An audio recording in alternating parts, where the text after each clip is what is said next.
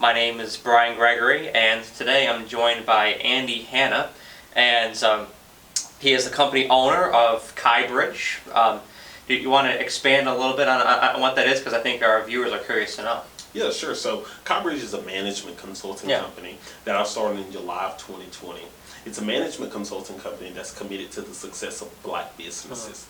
We ensure and we are responsible for ensuring that black businesses succeed in the marketplace.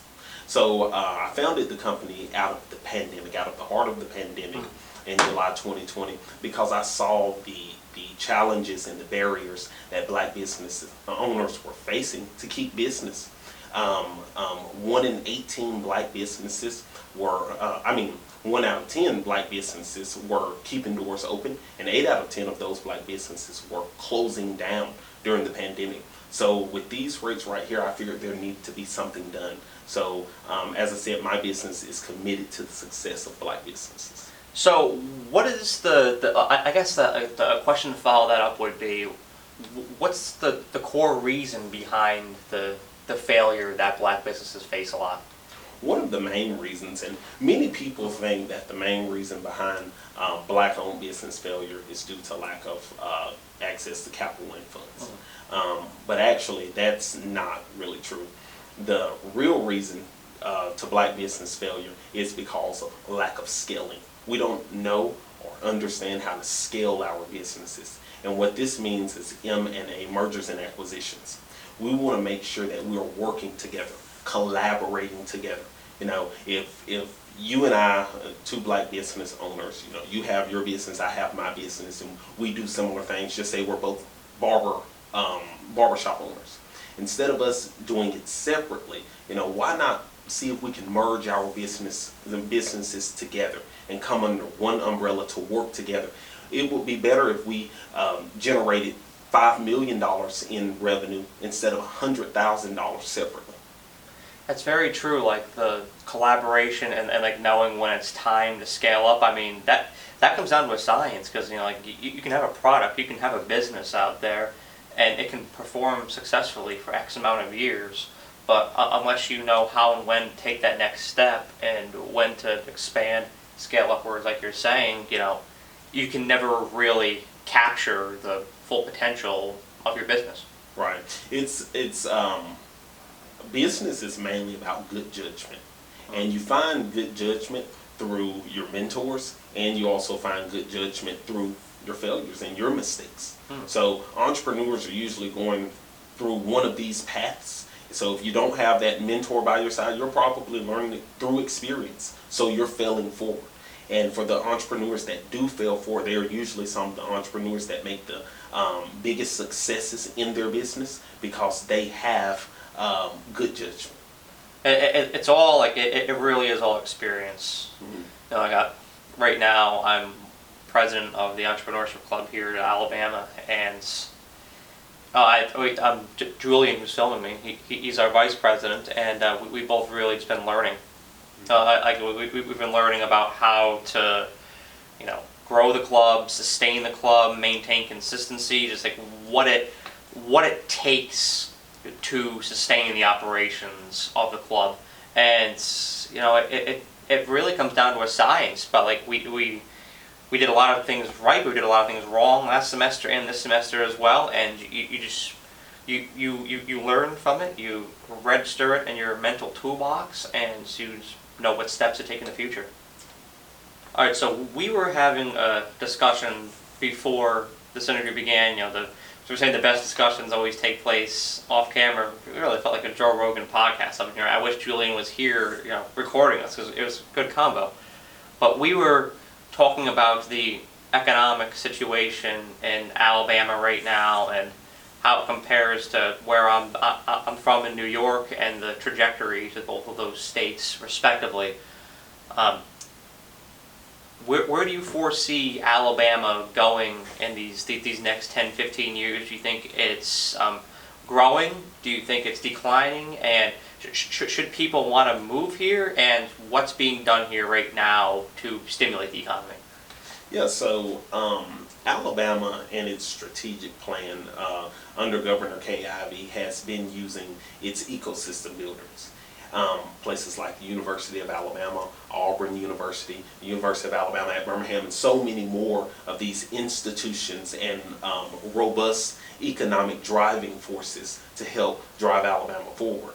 And since they've been doing that, they've seen successes, but they've also had to deal with a lack of talent retention. We have been having, recently I was in an economic roundtable for Innovate Alabama, and we talked about the issue that we're having in the state with retaining talent and retaining students in their native communities because of a lack of community fostered pride. And so we got to stimulate community pride here, making sure that students, making sure that young people are excited and passionate about helping their communities grow, whether they are small rural areas or whether they are huge cities. We've got to make sure that students are passionate about their home fronts, because there's nobody that's going to be more responsible for ensuring the growth than you, because you are from there. And everything in your history and background is privy to that area.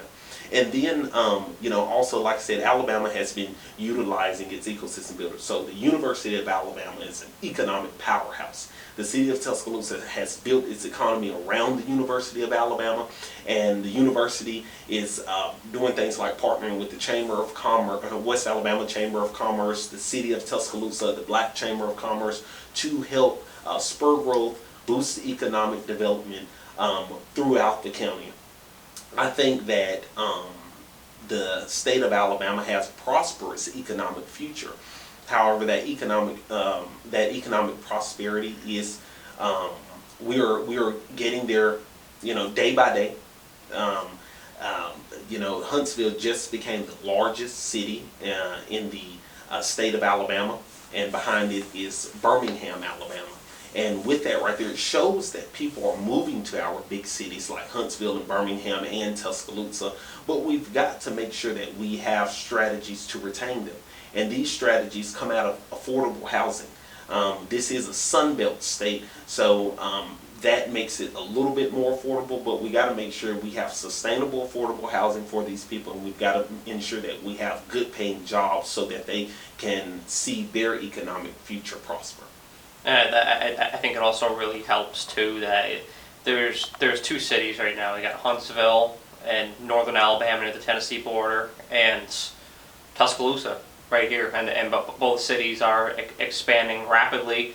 So I mean, honestly, sometimes too rapidly. Like Tuscaloosa is growing fast. Yeah.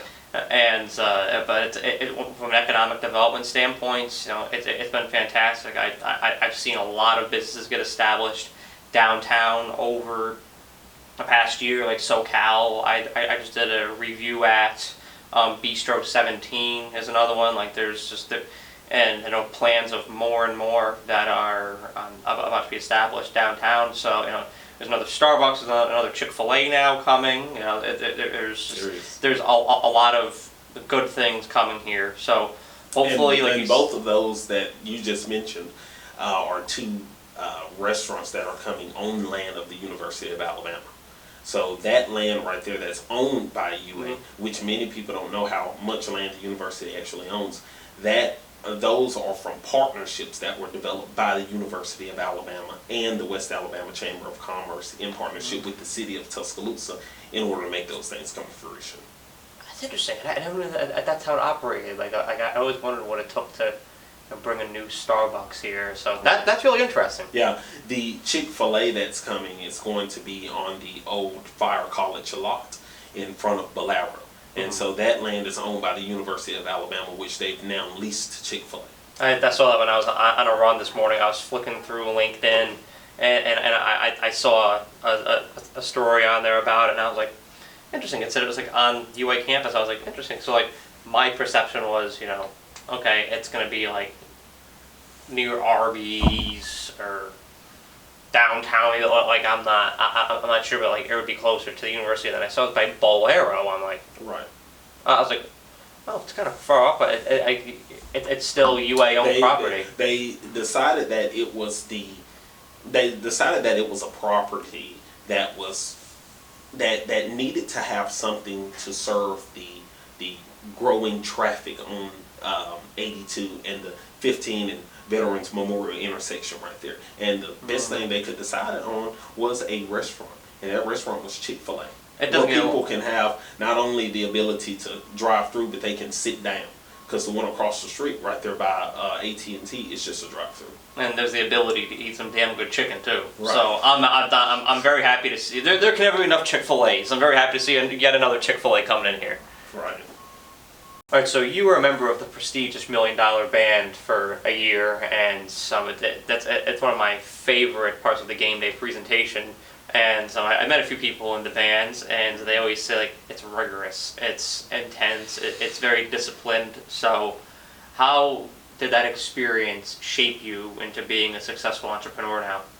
Yeah, so being a part of the $1 Million Band, it's a huge, multifaceted operation where the director, who is Dr. Kenneth Ozello, has so many different things going on to assist the band and perform what we needed to do.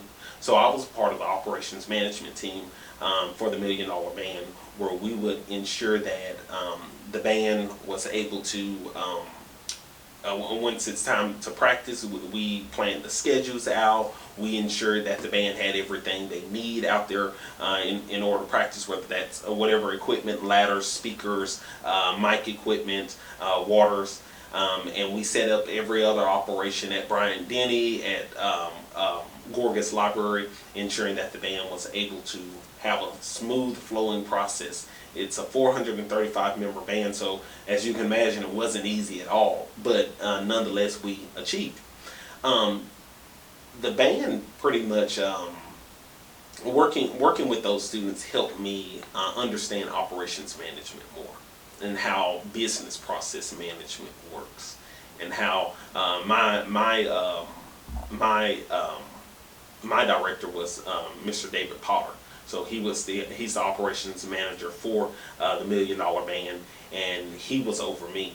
And he made sure, everything was efficient. He made sure that he, removed bottlenecks from the process that halted its efficiency. He made sure that the processes were very effective and that the systems were efficient. So I got a lot out of learning, out of being a part of the $1 Million Band. But other than that, though, it wasn't. I didn't join the band to become a better business leader. I joined the band because that was just something on my bucket list. This was something that I wanted to do as part of my college experience. And coincidentally, it ended up being like developmental for your. It was very developmental. Your business career, because you got firsthand experience. Operations management, like that's something that's very complex. There's a lot involved in it, like you were talking about, preventing bottlenecks and that sort of thing, and that transcribes into any business that's out there, really. So it's any experience like you don't even that's one crazy thing too, is that like there's some things that you do throughout your time in college and you don't even realize how it's going to benefit you later on, because it's not so much like the company you're working for, but it's the skills that you're learning. Skills you're learning and the people you're meeting. And the people you're meeting. You can have one job and it's not necessarily what you want to do, but you meet somebody that is an occupation that you want to be in, hit it off with them, and all of a sudden, voila, look at where you are. It's the road to success can be crooked sometimes, but there's really gold to be found in everything. All right, so what's your vision for the next 5 years for Kybridge? Where do you see it going? Yeah, so Kybridge vision is to be, our overall vision for the company is to become the driving force of economic development for Black communities. So for the next 5 years, for our strategic plan, we're focused on building and developing Kybridge, and we're going to do this through partnerships, forming partnerships with the community. Right now, we're working with the University of Alabama Economic Development Center to do this, to learn of the type of partnerships that they create and establish, and to learn how we can, as Black people, as people that are building a Black business that's committed to the success of Black businesses, they're going to help us build partnerships that represent and reflect the values of Black people and the economy of Black people in Tuscaloosa, Alabama, because we want to make sure that we have businesses in Tuscaloosa that reflect what Black people need, which is we need hair salons, we need barbershops, we need grocery stores, we need to make sure that we have gas stations, and so that we can, one of the goals for us is to practice group economics more. It's part of what we want to do. Practice group economics more. We cannot practice group economics if we don't have businesses in our communities that are owned by Black people, so that our money can turn 8, 9, 10, 11, or 12 times. Yeah, it's about really like making like establishing a foundation, like making that money longer, if you will. Exactly. And in Tuscaloosa, like you need a place to start, and then if you see 1 or 2 or 3 successful businesses, it drives more. Right, because what Black people are only going to do, Black people are going to reinvest that money.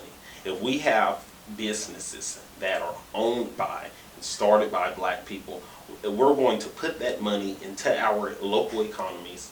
That money supply is going to increase from there. It's going to go to better our schools, better our social assistance programs in our communities, and then we can grow from there. But there's a pathway we've got to take, and what Kybridge has done is we built a business that focuses on business strategy, organizational development, market research, and business process management, so that businesses can actually have an opportunity to not just survive but thrive. So, one more thing to close it out here. What does the process look like for Kybridge when it comes to identifying potential customers, getting into contact with them, forming relationships with them, and then following through on helping their business get started, and then checking in? What does that process look like? So the first, what we practice mainly is direct marketing. We go out and we meet people in their business while they're doing their business. And while we meet them in their business, we're able to observe what's going on in the business. And we can point out things that they're doing well and things that we believe that we can help them do even better. And so we show them our skill on the spot. It's part of our consultant strategy to gain clientele. And once we do that, then they go through our client onboarding process, where we give them the proposal, the contract, and everything, and we onboard them as a client, and we send them a scope of work document. And this scope of work will outline everything what we'll be doing over the. Some people, I work with some businesses for 4 months. Some I work with for 18 months. It's a long time to work with the business, but it just depends on what needs to be done. And through this, we use key performance indicators to measure our progress with them, keep them updated, keep the communication open, making sure that if they have any questions, sometimes customers have questions they want to ask and concerns. We like to be upfront, and we like to ask it for them. We like to let them know that. Just say if we weren't on time with something or whatever, we'll be upfront about that. We'll apologize for it and do better the next time. But that's our strategy for gaining clientele. So we use a lot of digital marketing as well, social media marketing, YouTube, Instagram, Facebook, search engine optimization as well. But here in Tuscaloosa, because this is our base, Tuscaloosa, it's usually a lot more direct marketing than it is digital.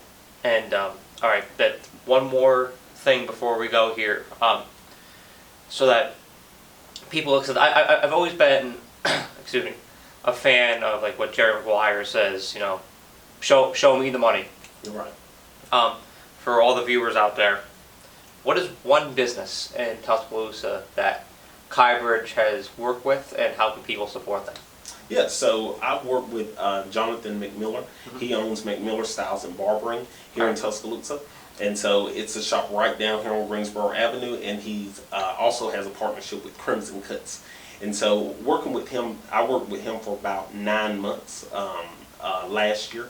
So while I worked with him, we were able to do a number of things for him. We were able to increase his talent acquisition strategies and increase his clientele. So at first he had no strategies in place and what strategies are, they're just They're just ways to compete in the ring. So when you're a business, you're saying, hey, I'm about to get in the market and I'm about to compete. And if you're going to compete, you got to create some kind of competitive advantage. And so we helped him create this competitive advantage first by studying his competition and making sure that his prices were were decided by the competition, competitive pricing. And then also we researched his target audience. We made sure his business, his logo, his brand represented his customers and his consumers. And once we did this, his customers not only returned to him, but they remained loyal to him. And so he recently just opened up a barbershop with our help over here on Greensboro Avenue last year. And his clientele is following him to this new location. And this shows customer loyalty. We also helped him, we did a brand rebuilding process where we did a brand audit on the state of his brand, and then we designed him an entirely new logo that represented and reflected first him, because businesses are people before they're anything. Businesses are people. So McMillan Styles and Barbering is a reflection of the owner and the founder. And then after that, you create your target audience. You identify that target audience who likes what you are selling.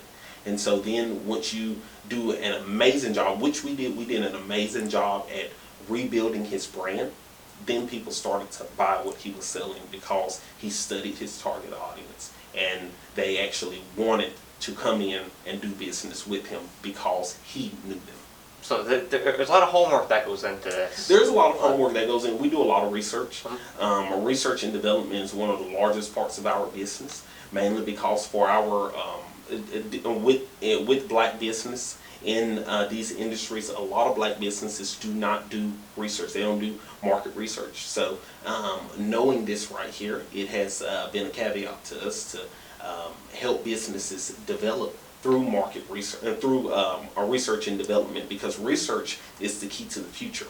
And so if we're ever going to innovate, if we're ever going to be able to, you only got so long until a customer, you created this product, you created a phone, an iPhone, for example. Just say you created an iPhone. It's only so long until the times are going to trespass that design of that phone that you just created. So you've got to stay relevant. And we make sure that businesses stay relevant, and we make sure that they are connected to their audience. If people are helped on this new fashion, on this new trend, we make sure that if their business connects in any way, we do research to ensure that they are staying relevant with the market, so they don't end up like Nokia in 2001 when their business failed because they didn't stay relevant to the time. You know, you gotta stay current. That's one piece of advice I heard years ago. You gotta stay current, stay modern, and adapt to the times. It's great that you enforce that into those businesses that you work with. We insure it. Yeah, you insure it, damn it. And you mentioned competitive advantage. That reminds me of a GBA 490 written case I have to finish this afternoon, unfortunately. Oh yeah, no. It takes a very long time. I heard that word and I was like, damn. I saw that last night and it just resounded with me. I was like, it had left a bitter taste on a competitive advantage. But it's very important, though. Competitive advantage is very important. It's very important, and actually, competitive advantage. Not only is it very important, but competitive advantage actually sits up at the top of our economy. And so now I'm not going to go into any tangent on this, unless you want me to. But the reason why slavery started was because of economics. You had to have some kind of competitive advantage to secure your land, to secure your turf and your territory, some kind of competitive advantage. And like I said, slavery was started based on economics, not because of race. So for black people, we want to help black businesses create competitive advantage, making sure they can compete in the marketplace so that we are not looking at these disproportionate numbers and just being amazed. Why are you amazed? You know what's going on. The only thing you need to do is get to work on it.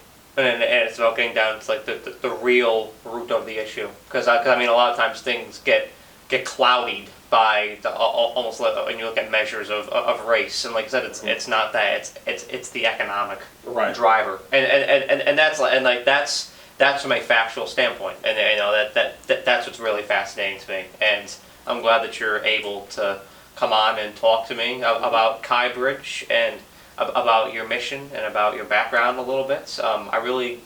I value your time here today. This was an awesome interview, and thank you for coming on, Andy. Appreciate it, man. Absolutely, and thank you guys for watching. And if you're looking to start a business here, look into Kybridge. Have a great day.